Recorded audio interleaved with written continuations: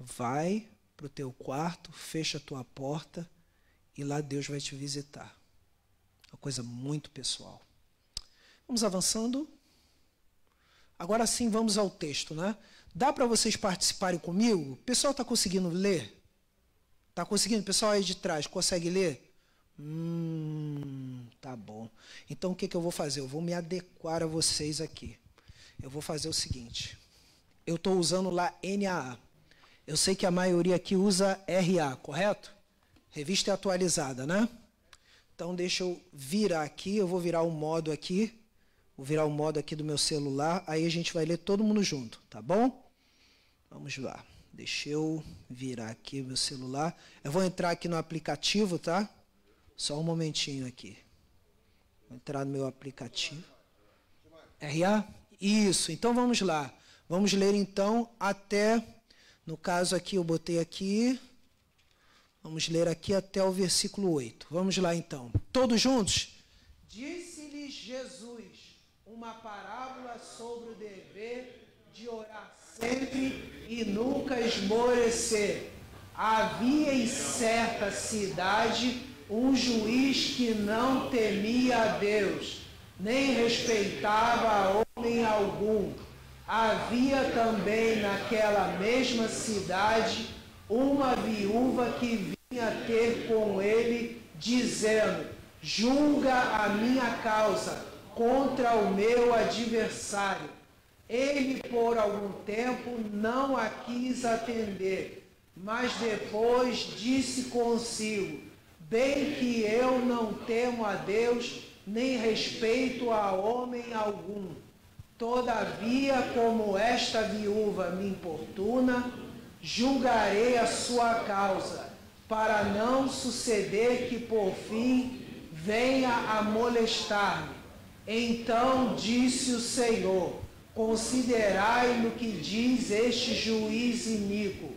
Não fará Deus justiça seus escolhidos, que a ele clamam dia e noite, embora pareça demorado em defendê-los? Digo-vos que depressa lhes fará justiça. Contudo, quando vier o Filho do Homem, achará porventura fé na terra? Isso. Então, chegamos ao nosso texto. Até aqui eu só tinha dado uma introdução. Agora chegamos ao estudo. Né? Muito bom. Vamos lá, então. Apertei aqui, agora vai aparecer. Agora é só esperar ali. Ó. Agora é só retornar. Aí retorna. Aí vamos lá, avançando. Pronto. Agora vamos à informação. O juiz na Judéia do século I, como era, né? O que ele fazia? Primeiro, julgar causas civis e criminais menores. Segundo, aplicar a lei mosaica. Terceiro, preservar a pureza religiosa. Quarto, representar a autoridade do sinédrio local, porque havia naquela época, além do sinédrio que a gente conhece da Bíblia que condenou Jesus, haviam sinédrios menores na Judéia, em cada localidade. Proferir e executar sentenças. E, por último, servir como mediador moral e comunitário. Quer dizer, um juiz tinha muita coisa para fazer. Tinha muitas demandas para resolverem. Problema de família, problema de crime, tudo.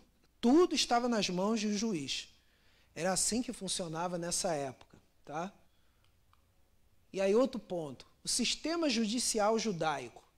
Primeiro, é o Beit Din, que seria a casa do julgamento, formado por 3 juízes leigos, ou seja, não eram escribas nem sacerdotes, tá? E aí, no caso, julgando causas civis e religiosas simples. Não eram sacerdotes, tá? 3 juízes leigos. Nesse caso, não eram sacerdotes. Segundo, o regional, Sinédrio Menor, 23 membros, formado por fariseus, anciãos e escribas. Julgava crimes graves e disputas complexas. Então, aí, ó, primeiro eu falei do juiz comum. O juiz comum ele não tratava de crimes graves. Tá? Isso aí tinha que ser levado para o sinédrio regional, tá? No caso, sinédrio regional.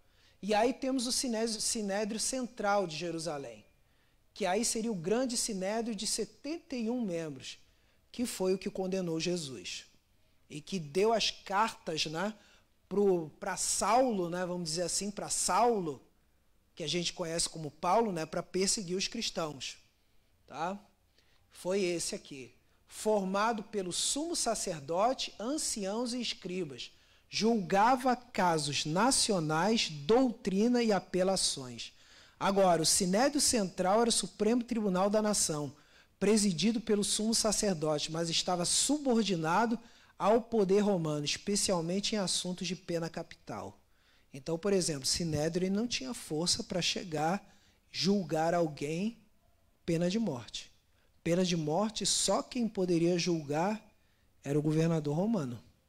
Por isso que Jesus, o que acontece? Se não houvesse essa interferência do governador romano, ele já tinha sido apedrejado. Mas não foi.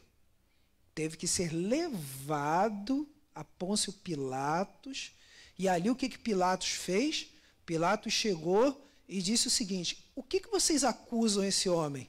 Aí eles tiveram que mudar a acusação. Porque no Sinédrio qual era a acusação?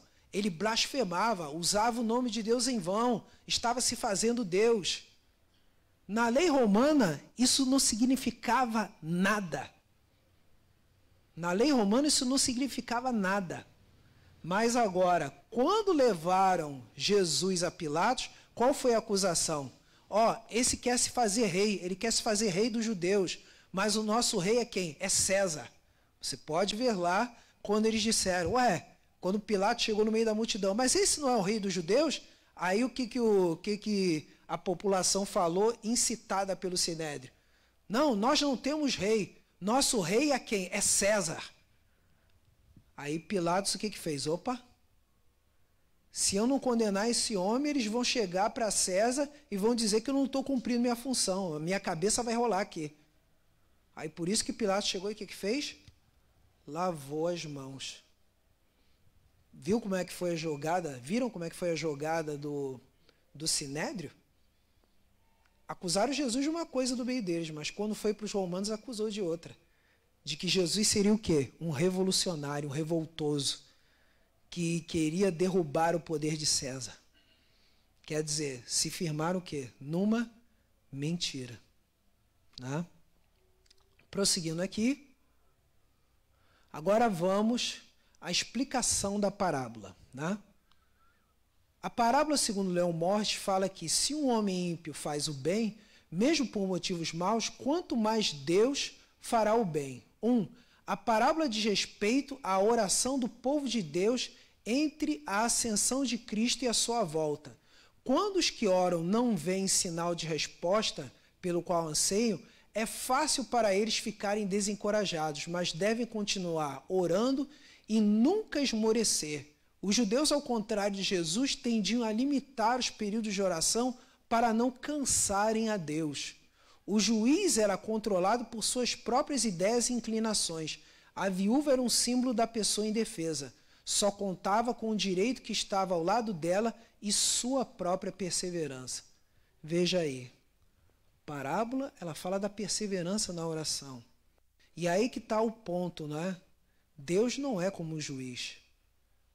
Os judeus chegaram até a pensar nessa época que se a gente ficar repetindo muito a nossa oração, Deus não vai ouvir porque ele vai se cansar.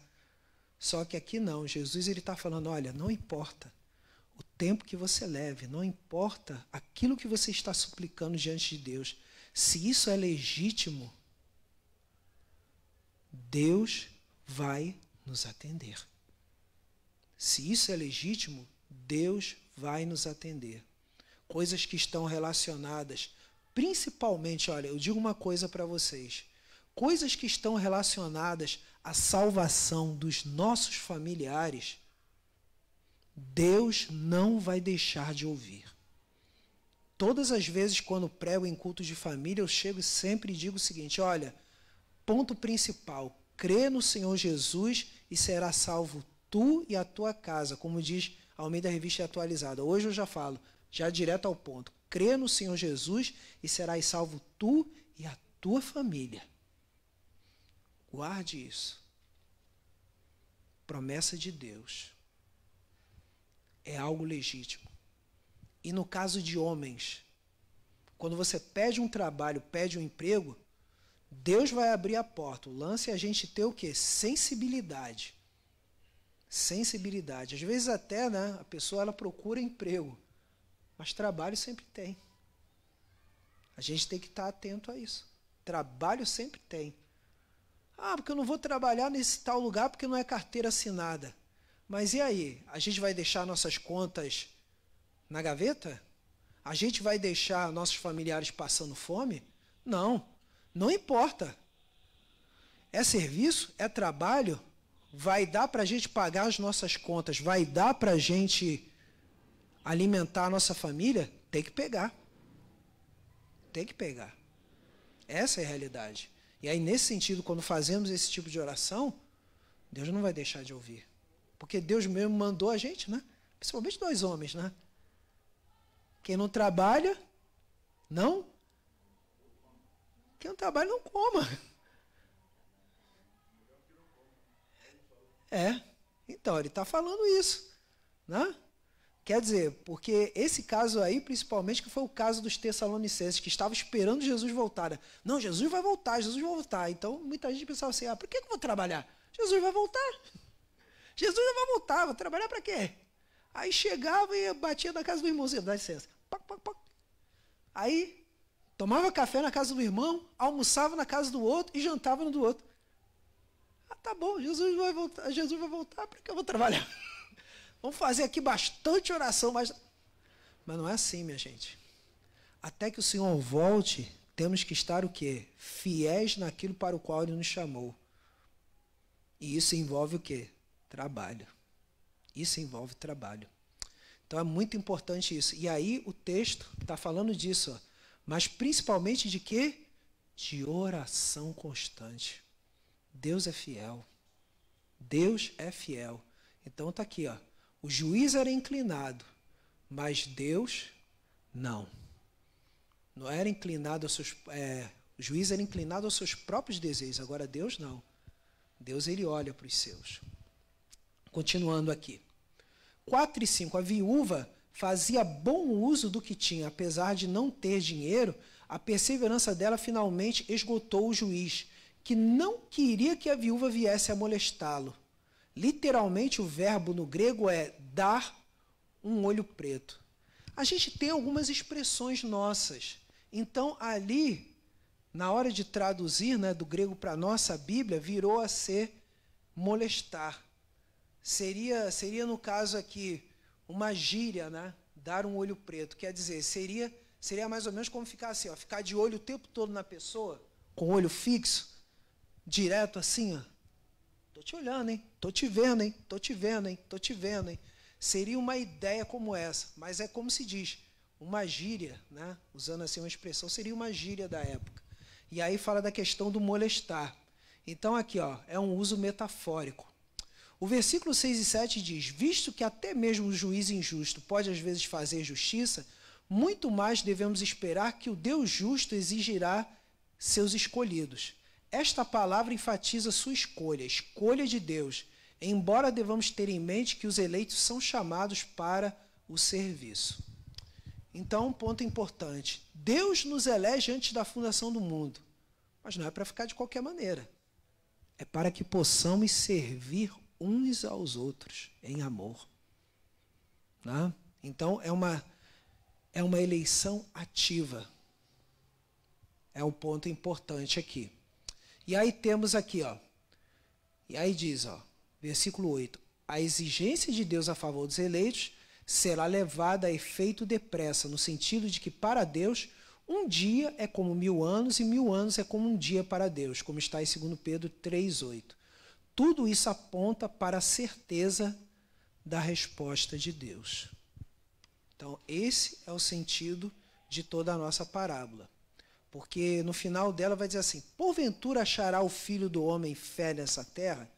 Não é que quando Jesus voltar ninguém vai mais acreditar nele, é porque é muito simples, é porque haverá um número grande de não eleitos, ou seja, grande de ímpios, em contraste com o remanescente, que somos nós. Aqueles que creem, aqueles que confiam, aqueles que caminham com Ele. Prosseguindo, agora vamos às aplicações aqui. Ó. Tem bastante. Tá? Então, a primeira delas, Deus não é como juiz, Ele é justo, santo e compassivo. Deus é imutável e soberano. Sua vontade não é vencida pela insistência humana, mas a oração é o meio que Ele mesmo ordenou para cumprir seus decretos eternos. Então, Deus fala, estamos lá, orai sem cessar. É a ordenança que Ele nos deixou. E aí, outro ponto. O crente não dobra a vontade de Deus, ele se dobra a ela. É um ponto importante. Porque você pega a passagem, né, que diz assim, que Deus mudou. Não, Deus não mudou. Deus não mudou. Nós é que mudamos. Quer ver o ponto? Principalmente a oração de Ezequias. Né? As orações de Ezequias, alguns podem usar dizendo assim, que Deus mudou ali. Não. É que Ezequias conheceu muito bem o Salmo 51. De que Deus, o que acontece? Ele não deixa de ouvir a oração de um coração quebrantado. Ele conhecia. Essa oração era de Davi. E Ezequias foi o quê? Foi um descendente de Davi. Então ele conhecia. Ele conhecia essa promessa. Deus já tinha estabelecido isso. E aí o que aconteceu? Ele simplesmente só falou isso. Olha, eu tenho te servido, Senhor. Eu estou me quebrantando diante de ti. E aí o que Deus tinha que fazer? Não podia voltar atrás. Vai voltar atrás nesse aspecto? Se ele não é filho do homem? Né? Para que minta, né? E nem tal para que se arrependa, né? Como diz lá em Números. Então Ezequias conhecia muito bem o princípio que Deus estabeleceu. Por isso que Deus não muda. Deus não dobra a vontade do homem. Quer dizer, o homem não dobra a vontade de Deus. Nós é que dobramos. E aí uma coisa interessante que eu gravei do nosso professor Marcos Azevedo. A gente estudou com o professor Marcos Azevedo, ele missionário lá da França, né? E ele está até retornando agora para o Brasil, devido à saúde dele, né? Que ele chegou a fazer umas 2 operações. Teve que retirar alguns tumores, né? Então ele está retornando agora para o Brasil. E aí já tem até o substituto dele na França já. Eu sei disso porque eu tenho ele no meu zap. Então ele sempre me manda, né, mensagens, né? Então, o reverendo Marcos Azevedo, ele dizia o seguinte, e isso eu guardei no coração quando ele falou, que a gente não ora para que Deus mude as circunstâncias, mas a gente ora porque Deus muda a nós por dentro. Quanto mais oramos, mais Deus nos muda. E aí você vai perguntar, e como a gente vê isso? E como a gente entende isso? Um exemplo clássico disso é aquela passagem de Eliseu e o seu companheiro. Quando veio todo um exército sírio para invadir, para pegar Eliseu, porque Eliseu, o que acontecia? Deus revelava a ele o que o exército sírio ia fazer, né? E aí depois os sírios entenderam, o fofoqueiro que está contando nossos planos é o profeta Eliseu. Aí enviaram o exército para lá. E aí o que aconteceu? O auxiliar do Eliseu chegou e disse para Eliseu, olha, tem um exército todo aqui, está nos cercando. E aí o que Eliseu disse? Muito maior são os que estão conosco do que eles. Aí o auxiliar dele, né, o servo dele, não estava entendendo. Aí o que Eliseu fez? Ele orou ao Senhor dizendo, Senhor, abra os olhos dele. E aí Deus abriu os olhos do auxiliar, que tinha uma miríade de anjos que circundou o exército sírio. O que aconteceu? O pessoal chegou e foi todo cegado.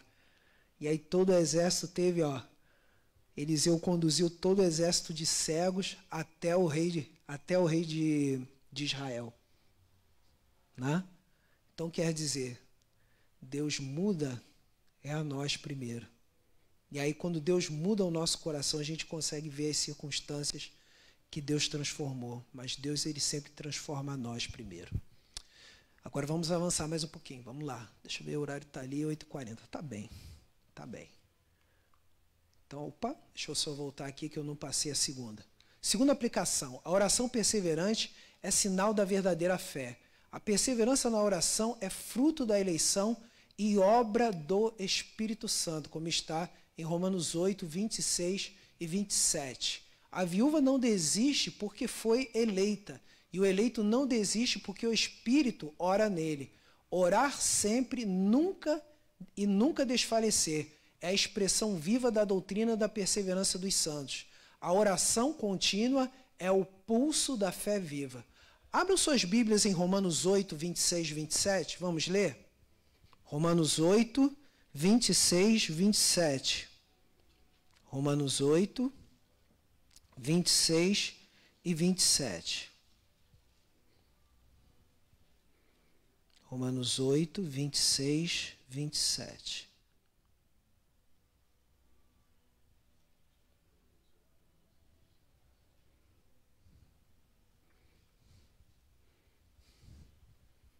Já está até ali projetado. Ó. Também o Espírito, semelhantemente, nos assiste em nossa fraqueza, porque não sabemos orar como convém, mas o mesmo Espírito intercede por nós sobremaneira com gemidos inexprimíveis. Agora o 27. E aquele que sonda os corações sabe qual é a mente do Espírito, porque segundo a vontade de Deus é que ele intercede pelos santos. A gente já viu isso, então a gente está nas aplicações. Pode retornar. Obrigado. Aí, ó, continuando aqui, ó. 3. O aparente silêncio de Deus é pedagógico, não abandono. A demora divina ensina a dependência da providência, como em Romanos 8, 28, mesmo a espera serve ao bem daqueles que amam a Deus. O fiel ora, confia, espera, e é moldado nesse processo. O crente aprende que Deus nunca atrasa, ele educa. Todas as coisas cooperam para o bem daqueles que amam a Deus, daqueles que são chamados segundo o seu beneplácito, propósito e aquela versão mais antiga, decreto. Então, já pode se perceber aí todas as coisas. É desafio? É desafio. É desafio. Digo para vocês o seguinte, é desafio. Porque uma coisa, né, pastor? A gente está aqui pregar. E outra coisa é o nosso dia a dia. Porque todos nós aqui estamos o quê? Para passar pela escola de Deus. A pedagogia de Deus é a melhor que existe. É a melhor, porque Deus vai caminhando com a gente, caminhando, vai nos moldando, vai nos preparando, até que cheguemos ao quê? A estatura de varões e varoas perfeitos diante do Senhor. Esse é o objetivo de Deus para nós. 4. A justiça final pertence ao Filho do Homem. A parábola é um convite a viver entre o já e o ainda não da redenção. A oração dos eleitos é a súplica dos que anseiam pelo reino vindouro, como está em Apocalipse 6:10. Cristo é o juiz perfeito. E aí vem, ó, substituto do juiz iníquo e executor da justiça final. O Filho do Homem virá e depressa para vindicar seus escolhidos. Ou seja, para pleitear, para apresentar, para dar legitimidade aos seus escolhidos. Abra sua Bíblia em Apocalipse, capítulo 6, versículo 10. Vamos em Apocalipse 6, 10. Apocalipse 6, 10. Isso aí. Olha só o que diz. Ó. Clamaram em grande voz, dizendo, até quando, ó soberano Senhor, santo e verdadeiro não julgas, nem vingas o nosso sangue dos que habitam sobre a terra? Essa passagem do capítulo 6 está falando de quê? Das almas dos justos que foram martirizados e que clamam. Mas não clamam certamente como uma vingança mesquinha, mas simplesmente o que eles fazem? Eles simplesmente só falam o seguinte, só falam que até quando a tua justiça está a esperar. E nem é também colocando Deus na parede, mas simplesmente é o seguinte, é simplesmente uma afirmação que eles fazem, tá? Mas que mostra o quê? Em Apocalipse 6. Porque conforme vai avançando o texto de Apocalipse, vai se demonstrando que ao longo dos séculos, a justiça de Deus vai sendo aplicada. Porque existe um princípio que permanece e existe hoje. Qual é o princípio? O princípio da semeadura. Um dos exemplos é o quê? O salário do pecado é a... Então, o que acontece? Esse princípio da justiça de Deus permanece. E aí vem a questão que a gente sempre estuda, que existem tipos diferentes de morte. Você tem a morte física, você tem a morte espiritual e você tem a morte eterna. A morte física está aí, todos os seres humanos passam. Mas agora a morte espiritual, o quê? Afastamento de Deus. E a morte eterna, o quê? É a condenação eterna. Então, o que acontece? A justiça de Deus, ela permanece em todos os seus pontos. Sempre permanece. Vamos prosseguir? Obrigado. Vamos lá? Continuando o slide. Vamos lá? Então, vamos avançar aqui. 4. Isso. Cristo é o juiz perfeito. E 5, a advertência final. A fé é dom raro, mas real. Aqui ecoa a doutrina da eleição e da graça irresistível de Deus. Deus preserva os seus, ainda que poucos. A fé que ora e espera é obra divina, não humana. É o Espírito que mantém viva a chama da confiança até a vinda do Senhor. Uma coisa importante que eu não posso deixar de falar aqui, qual é a coisa importante que eu não posso deixar de falar aqui? É a seguinte, qual é? Nosso trabalho na casa do Senhor, nossos esforços de evangelização, seja desde a UCP, UPA, o PH, o MP, SAF, isso são demonstrações do quê? Daquilo que é chamado de já e ainda não. Exemplo, o que é esse já? É o reino de Deus hoje. O reino de Deus já está presente. Vocês sabiam disso? Que o reino de Deus já está presente? Ele está presente no coração daquele que crê, ele está presente nas operações do Espírito Santo na nossa vida, ou seja, quando oramos, quando evangelizamos, quando as pessoas recebem a Cristo como seu Senhor e Salvador, quando preserva a nossa família, a existência deste templo, a existência dessa comunidade de fé, tudo isso é reflexo de quê? Do reino de Deus. E mesmo também no meio das perseguições que a gente vê na Ásia, as perseguições que a gente vê na África e até mesmo em alguns lugares da América Latina, ainda que o povo esteja sendo perseguido, esse povo tem uma fé firme. E essa fé firme é um dos sinais do reino de Deus hoje. E no nosso trabalho que realizamos é a presença do Espírito Santo, porque se não nos reunimos no poder do Espírito Santo, é vão o nosso trabalho. Então, o Espírito Santo atuando nas nossas vidas é o exemplo do quê? Do reino de Deus hoje. É o chamado já. Esse é o já. Agora, o ainda não, aí tem a ver com a volta de Cristo. O ainda não tem a ver com a volta de Cristo. E aí esse ainda não com a volta de Cristo vai estar falando sobre o quê?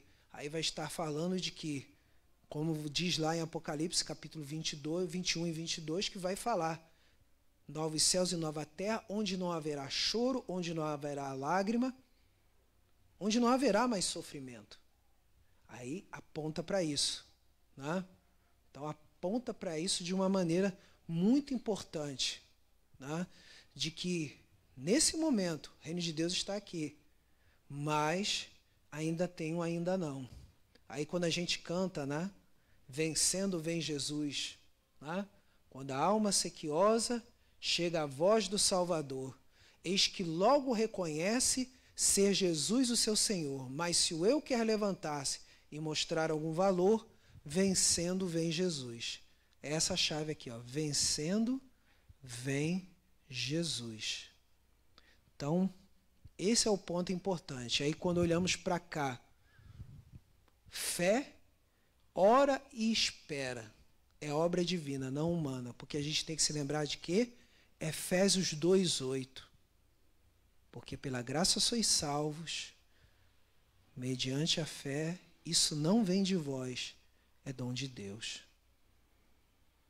A graça é um dom e a fé é um dom. Mesmo a fé que temos, ela é presente de Deus para nós. Por isso que sempre falamos e cantamos, até me lembra uma música do Vencedores, né? Não a nós, Senhor, não a nós, Senhor, mas ao teu nome dai glória, por amor de tua misericórdia e da tua fidelidade. Eu sei que o pessoal daqui gosta de Vencedores. Eu dou preferência muito mais de ouvir essas músicas antigas do que as de hoje. Eu parei no tempo, eu confesso. Eu hoje, música evangélica, só ouço de 2010 para trás. As de hoje, por isso até que em termos de música até me aposentei, sabia? Tu me conheceu tocando, né? Então, eu parei em 2022, eu parei. Agora é só palavra agora. Parei. Época de federação é que eu chegava lá, nas federações eu pegava e levava meu violão junto, né? Carregava meu violãozinho. Ó, é o mesmo violão até hoje, de 97, até hoje. Tá lá, apesar de que eu troquei as tarraxas, troquei tudo, né? Mas é o mesmo violãozinho. Continuo lá com o meu mesmo violãozinho. Tá lá guardadinho em casa. Dou uma limpeza, né? Também tem que deixar limpinho, né? Mas o que acontece? Mas voltando à própria música, não a nós, Senhor, mas ao teu nome dai glória. Né? Então, é dom de Deus para a nossa vida. É dom de Deus. Conclusão. Chegamos à conclusão, então. Aí aqui, eu vou deixar em NA mesmo, aqui, ó. A chave para tudo é orar sem cessar.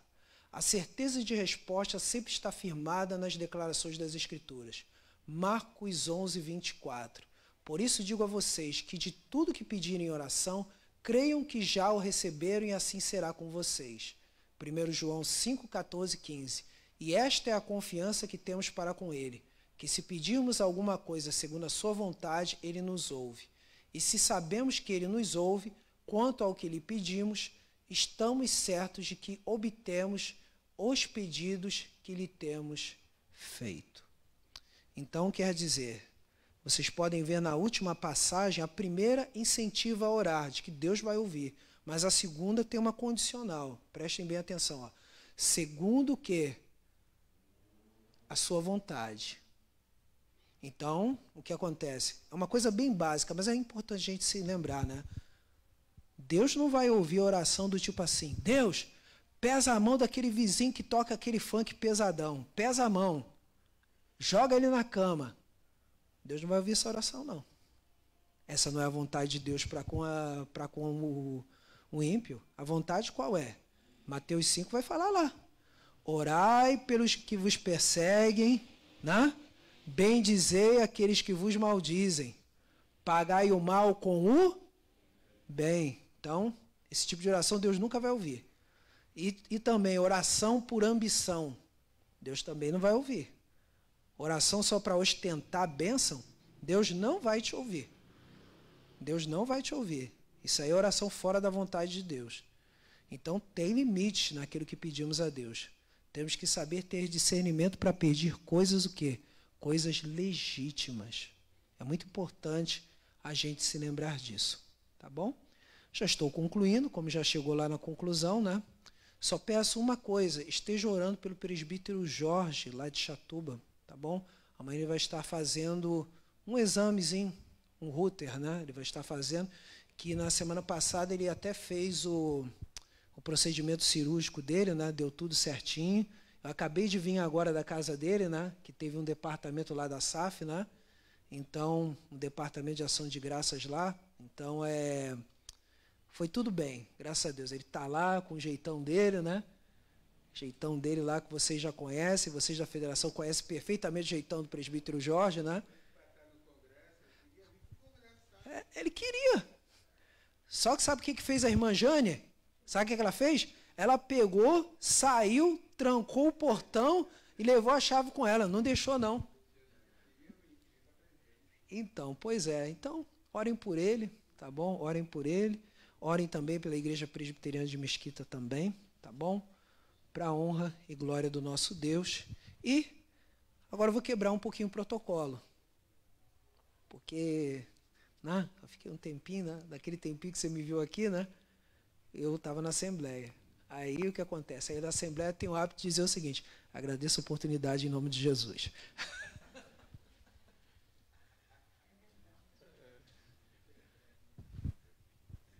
Que bom, Edmar. Alguma pergunta, meus irmãos? Eu falo para o Edmar o seguinte: fiquei coçando, Edmar, quando eu tenho vontade de fazer uma oração precatória. Oh, que vontade, né?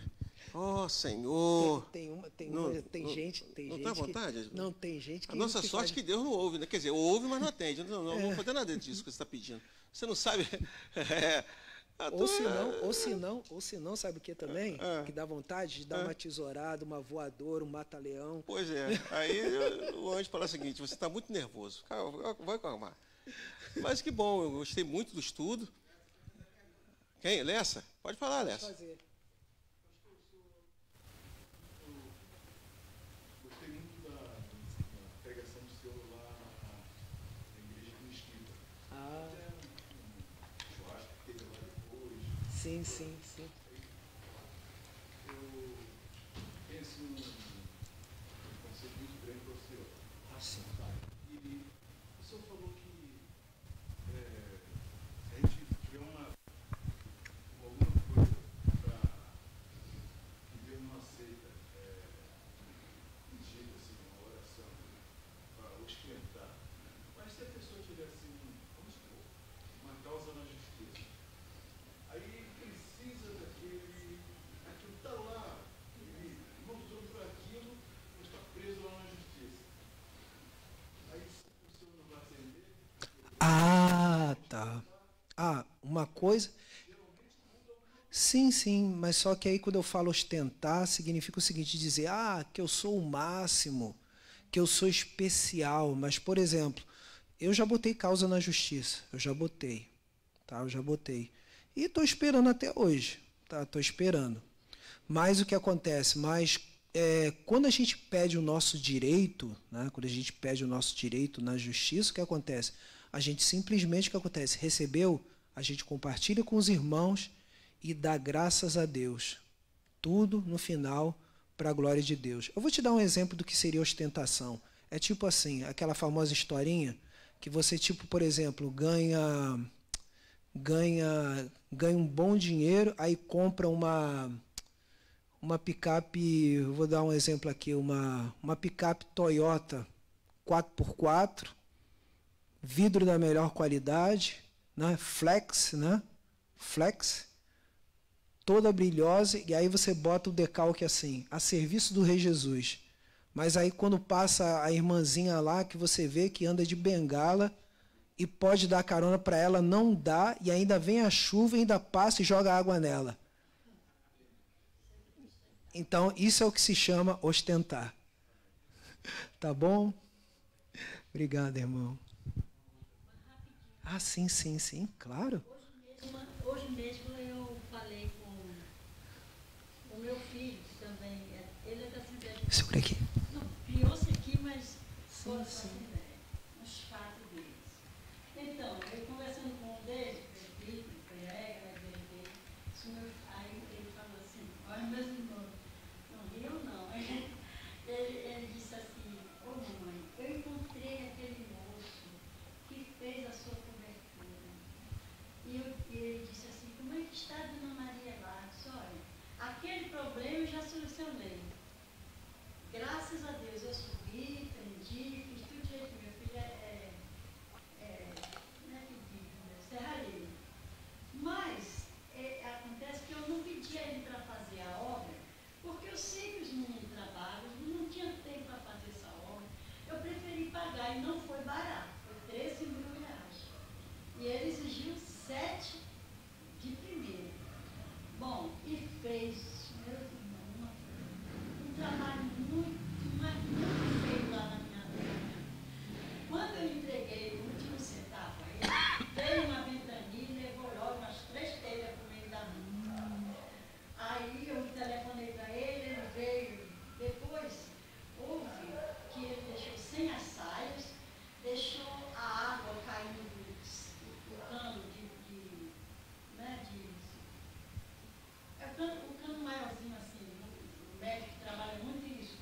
50, né? Sei. Aí deixou lá fora do ralo, não, ele fez assim, um joelho, e ele depois desconectou, lá está lá, a água jorrando dentro do quintal, quando, na escada, quando chove. E eu ligo. E Simone diz uma coisa, e eu diz outra. Aí eu cheguei para ele e disse assim, ô, senhor fulano, o senhor sabe que o senhor está falando com uma serva de Deus? Olha, cumpra com o seu dever, porque eu sou uma serva de Deus e o senhor está lidando com órfãos, juiz, viúva e órfão. E é muito complicado. Aí eu disse, o homem está doente. A senhora orou para ele? Mas eu não desejei a doença, eu desejei a honestidade dele. Que ele, apesar de... É aquela história que o pastor disse. Aí eu acho que minha fala foi precatória, né, pastor? Pois é. Dona Conceição e as histórias. Mas é aquilo. Uma coisa é você chegar e, por exemplo, dizer assim, como são as orações imprecatórias dos salmos. Que as orações imprecatórias dos salmos diz lá que arrebente as cabeças dos seus filhos, que quebrem os seus dentes, que o Senhor massacre toda uma geração, porque tem, nos salmos tem tudo isso.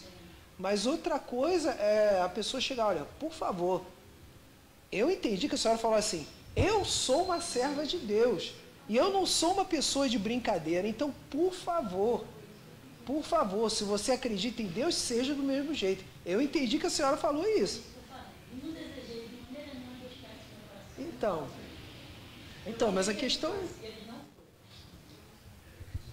Eu acho que não deve ser. Pois é.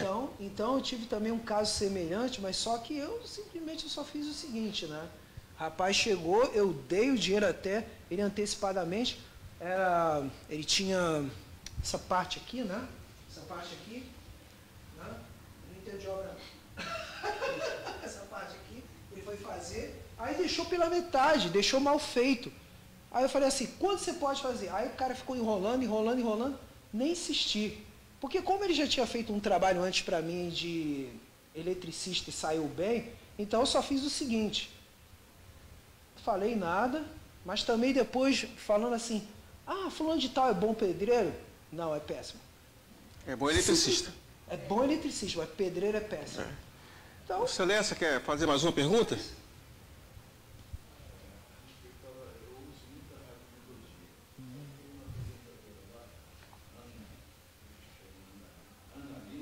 a Ana Linda, eu ainda me lembro da época da Ana Gleice ainda.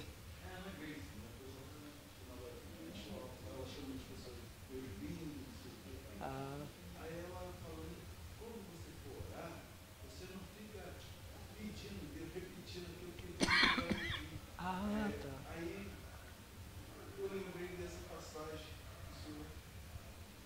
Sim. Sim, porque uma coisa é a gente pedir constantemente algo a Deus. E outra coisa é você, por exemplo, fazer assim, que nem o católico faz. Pai nosso que estás no céu, santificado seja o teu nome. Repetindo 10 vezes a mesma coisa. Aí chega, Ave Maria, blá, blá, blá, salve rainha, blá, blá. Agora, aí tipo, você chegar assim, todo dia dizer assim, tipo a fórmula, Deus ouve minha oração. Aí todo dia é só isso, Deus ouve minha oração. É isso que a gente não pode repetir. É a chamada vã repetição. Agora, por exemplo, você chegar e tá assim, ó. Mas isso eu estou falando, uma coisa é a oração particular e a outra coisa é a oração em público. Oração em público você tem já, o pastor já deve ter ensinado a vocês, oração em público é uma coisa e oração particular é outra. Na oração particular, a gente pode se achegar a Deus e dizer, Senhor, está complicado aqui, está doendo, por favor, me dê essa causa na justiça, aquele juiz está demorando muito, esses papéis estão demorando muito tempo, aquele sistema lá parece que está travado. Falou isso hoje, aí amanhã vai falar, Senhor, olha lá, aquele caso lá na justiça, Senhor, lá naquela justiça do trabalho lá, ó, lá no Tribunal Regional do Trabalho, por favor, faz alguma coisa. Está vendo a diferença? Isso não é vã repetição, isso é conversa. É conversa. Uma conversa é uma coisa, e outra coisa É você chegar, é como se diz, aí vem a van repetição. Se eu sair no caso da mulher com o juiz, foi justamente isso que ela fez com o juiz, porque ela não se cansou de insistir no pedido para que ele julgasse a causa dela. Sendo que o juiz, ao ver a persistência dela e essa insistência, ele disse, não, eu creio que eu devo atender essa mulher antes que ela fique me importunando tanto e pode molestar-me. É o contrário de Deus. É. Né? Deus já quer que a gente não deixe de orar. Que isso não vai incomodá-lo, pelo contrário, vai ver que nós estamos sem cessar, sempre suplicando por aquilo, dentro daquilo que Ele quiser nos dar, conforme o seu querer, conforme a sua vontade, para que a gente não desista nunca, mesmo que demore, a gente continuar orando. É verdade. Então, é uma coisa interessante, né? Nesses pedidos que a gente faz ou naquilo que Deus concede para nós. O irmão Edmário, não obstante, um dia ele já foi pastor na Assembleia de Deus, agora ele retorna para a igreja presbiteriana, como membro de igreja, vai passar, se for assim necessário, passar por um processo para voltar a ser ordenado, e aí vai ser pastor presbiteriano. Por enquanto, Só ainda apenas um professor. apenas um professor. Um outro ponto importante, esclarecendo, né, é quando Deus trata conosco, nos dá bens. Gostei quando você falou né, a gente tem um bem. E quando Deus pede para que você use aquele bem a favor do reino. É possível, você já deve ter passado por isso, a gente colocar os pastores, os seus bens a favor de uma pessoa.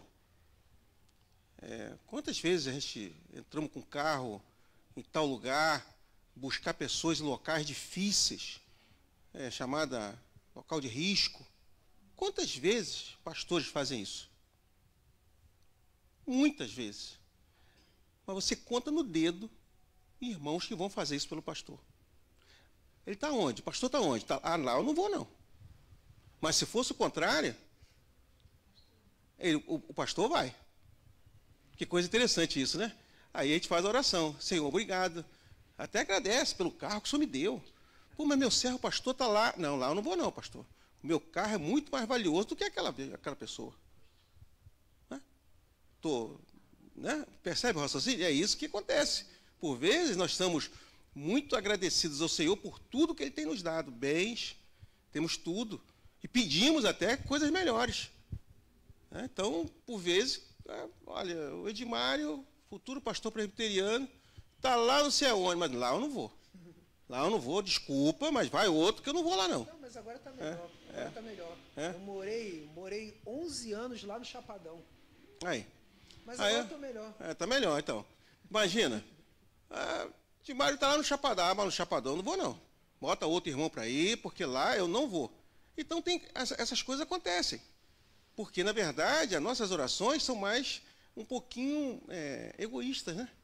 Em alguns casos, mas ele trata mais da gente. Mas quando se trata do outro, a gente esquece do que Deus está nos dando. Então, isso é algo muito importante. Foi muito bom o estudo, esclarecedor, questão histórica foram colocadas aqui. Aprendi muito, Edmário. Como sempre, né? Edmário sempre esteve acima da média, né? Na área do conhecimento. A gente chegava lá, nós pegávamos, não sei se você pegava carona com o Ramon. Pois a gente pegava, nós chamávamos, como é que é o nome daquele carro, hein? Nem lembro mais, a gente dava um apelido no carro. Chamava Herege Móvel, mole. Coitando um carro que era que tipo de carro é aquele? O fato é que cabia quase 8 pessoas no banco primeiro, depois tinha uma mala, né, aberta, assim, e a gente ia ali, 3 pessoas ali. Então, o Edmário pegava essa carona com a gente, a gente ia, enfim. Estamos vivos, né, Edmário? Estamos vivos, graças a Deus. Muito obrigado, Edmário. Trouxe você aqui por 2 motivos. Primeiro, que realmente, hoje a minha voz está bastante prejudicada, um resfriado que foi acometido, e aproveitei a oportunidade e falei com o Galdeano. Você quer conhecer, lembrar do Edmário, como é que era, mudou pouco, Edmário. Que Deus te abençoe. Vamos nos colocar em pé. Que Deus abençoe. E fazemos orações para que, se for da vontade de Deus, seu processo de reintegração à Igreja Presbiteriana do Brasil, corra tudo bem, né? Não sei como é que o Galdeano e a Igreja de Mesquita está tratando disso, mas uma orientação eu dou. Mantenha os passos constitucionais. É a melhor coisa que tem. Como você colocou para a gente aqui, a obediência é melhor do que sacrificar. Né? Entra pela porta. O caminho é mais longo, mas entra por ali, que vai dar tudo certo. Senhor, obrigado pelo teu servo. Teu servo, Senhor, que o Senhor colocou na tua obra já há muito tempo. Te agradecemos por ele, pela sua esposa, pela família, Senhor. Obrigado, Deus, pelo trabalho que ele está realizando lá na Igreja da Chatuba. Ele pede, Senhor Deus, também para que oremos pelo Jorge, presbítero. Nós te rogamos por ele, Senhor, que tudo corra bem. Pai querido, tu és um Deus maravilhoso para conosco. Nenhuma das nossas orações, todas elas são ouvidas. E no seu tempo o Senhor responde. Seja no sim ou seja no não. Como teu servo aqui, Senhor, nos ensinou. É um momento didático que o Senhor trata conosco. O Senhor nos ensina em todas as coisas. Louvado seja o teu nome, Senhor, porque temos o teu Espírito, ó Senhor, que nos auxilia, que nos fortalece, que intercede por nós. Obrigado, Senhor. É a nossa oração de gratidão. Senhor, queremos chegar em paz em nossos lares. Então, Deus, em nome de Jesus, nós te pedimos, nos abençoe, de maneira que possamos, Senhor Deus, ter uma noite com sono reparador. É a oração que te fazemos em nome de Cristo. E que a graça do nosso Senhor e Salvador Jesus Cristo, o amor de Deus, o nosso Pai, e as doces consolações do Espírito, repouse sobre a nossa vida, sobre a vida desta igreja, sobre a vida da igreja de Cristo aqui na face da terra, não somente agora, mas para todo sempre, e que todos digam amém. A luz de Deus resplandece sobre nós. Muito obrigado, meus irmãos.